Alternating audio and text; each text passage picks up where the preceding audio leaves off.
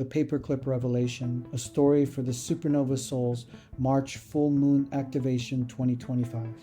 Welcome, Supernova Souls. Today, I want to tell you a story. Not a bedtime story, but a wake-up story.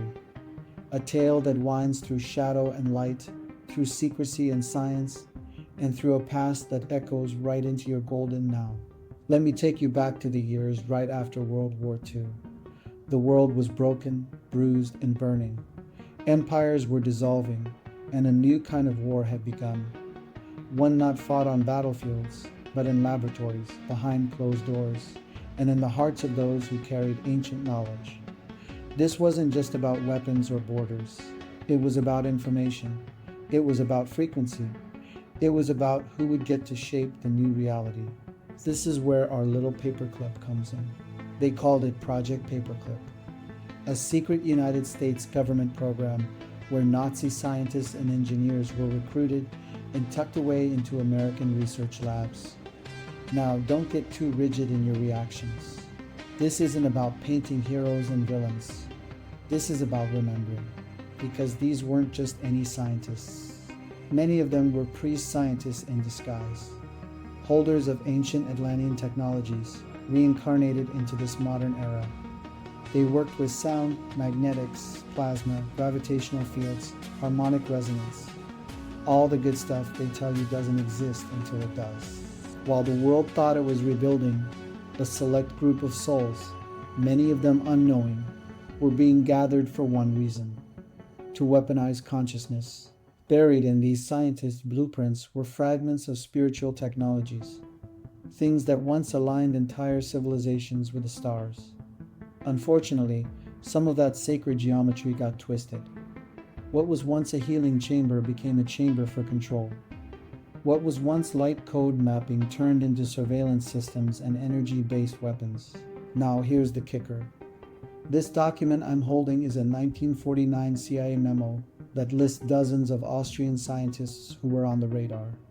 Nuclear physicists, radar experts, jet propulsion specialists.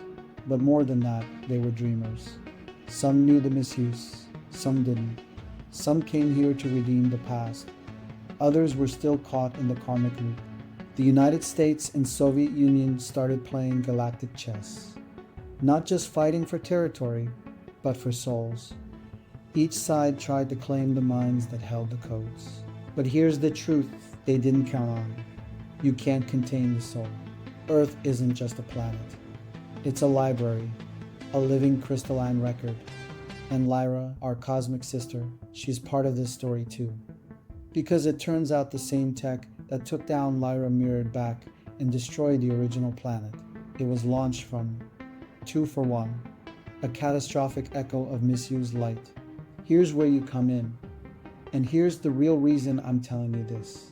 You supernova souls are the healers of that karmic web.